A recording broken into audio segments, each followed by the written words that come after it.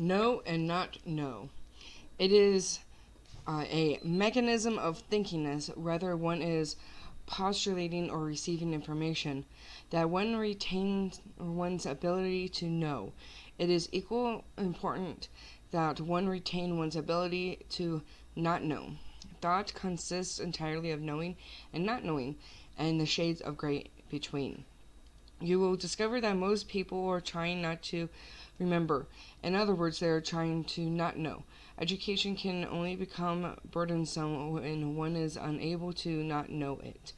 It is necessary that one be able to create, to receive, to know, and to not know information, data, and thoughts.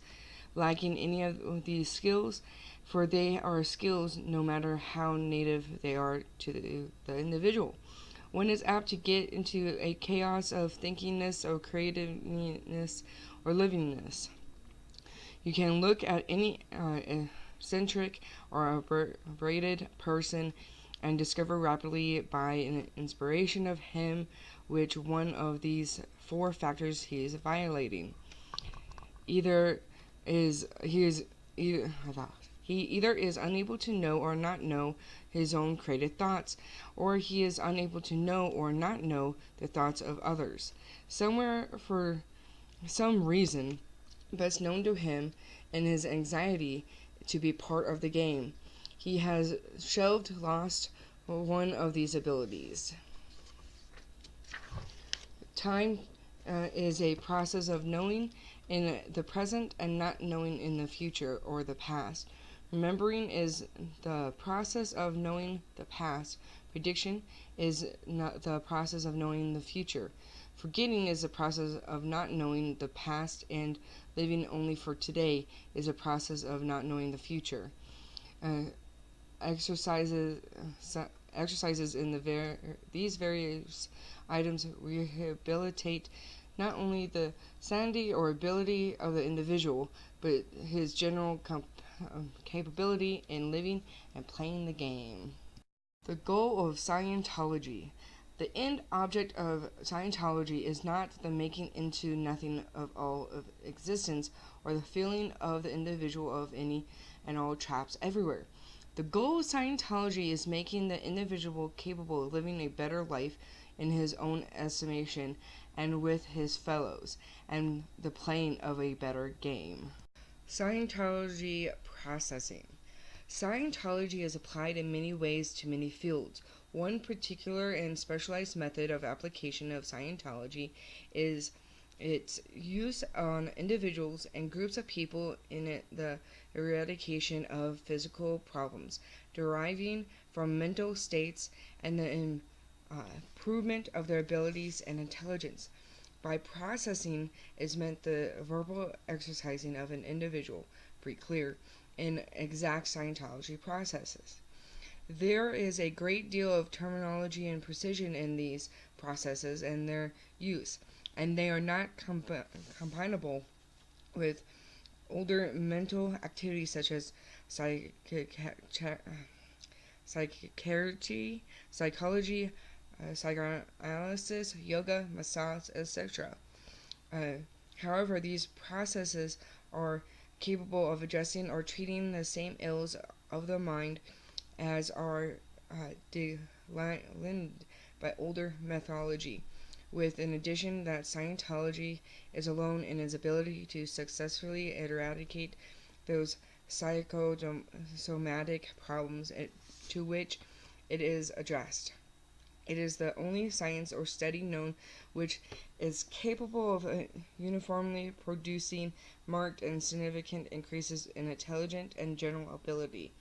Scientology processing, among other things, can improve the intelligence quotient of an individual, his ability or desire to communicate his social attitudes, his capability in domestic harmony, his fertility, his artistic creativity, his reaction time, and his health.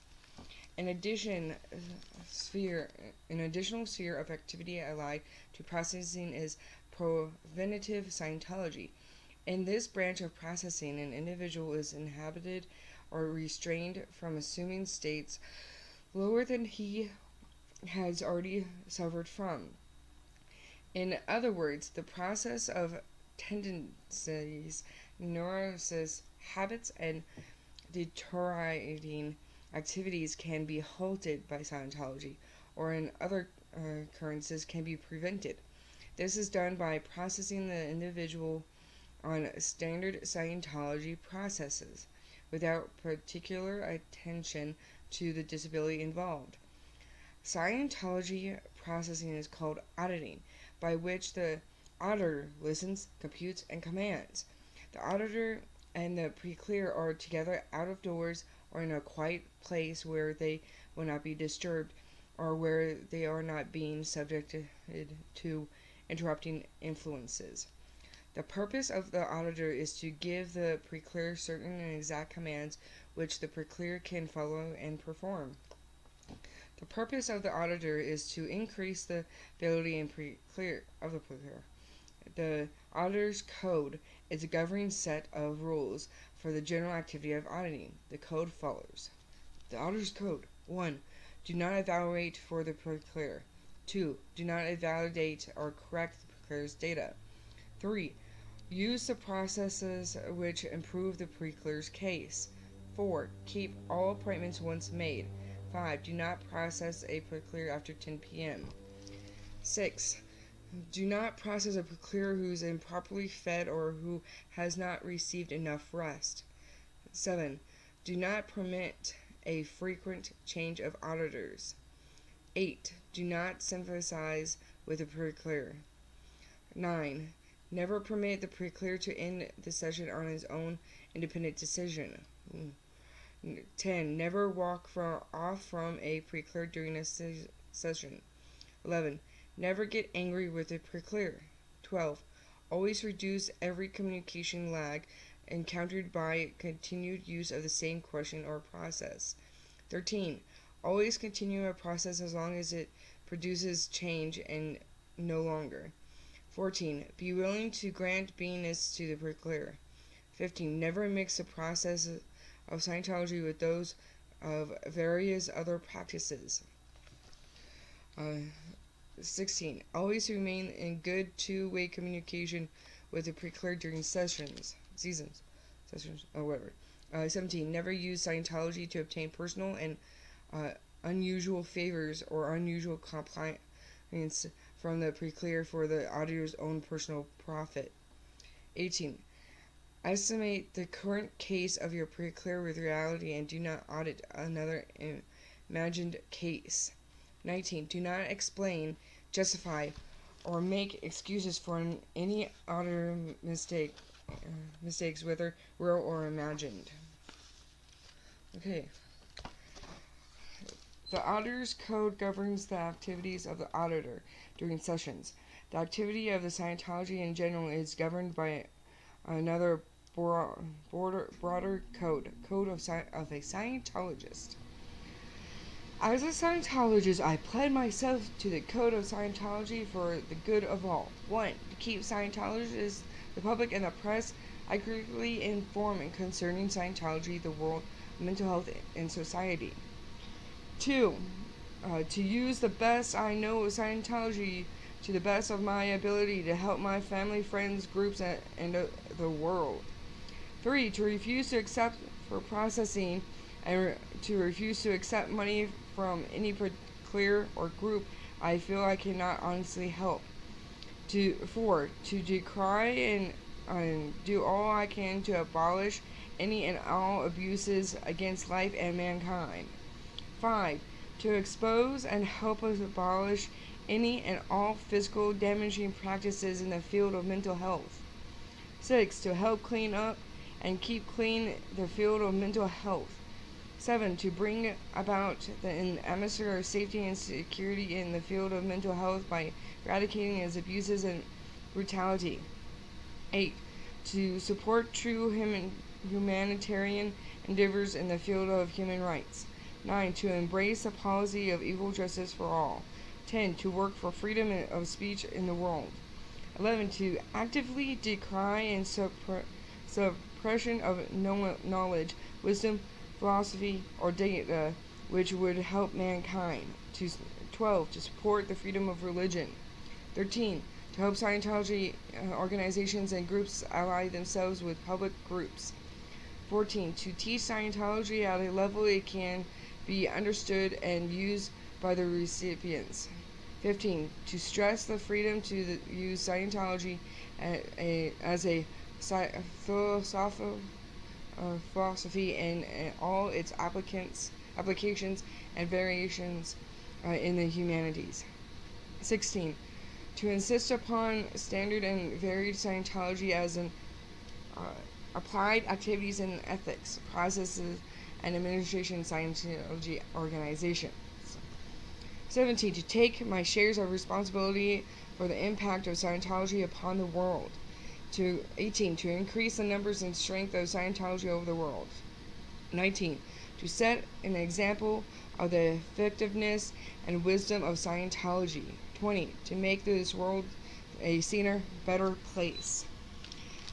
As it can be seen, both of these codes are designed to protect the proclear as well as Scientology and the auditor in general. As these codes evolve from many years of observation and experience by a great number of people, it can be said that they are intensely important and are properly complete. Failure to observe them has resulted in a failure of Scientology. Scientology can do what it can do only when it is used within the limits of these two codes. Thus, it can be seen that the interjection of peculiarities or practices by an auditor into Scientology processing can actually nullify and eradicate the benefits of that processing. Any hope or promise in Scientology is conditional upon its good by the use of individual and its use in particular within the limits of these two codes. The conditions of auditing.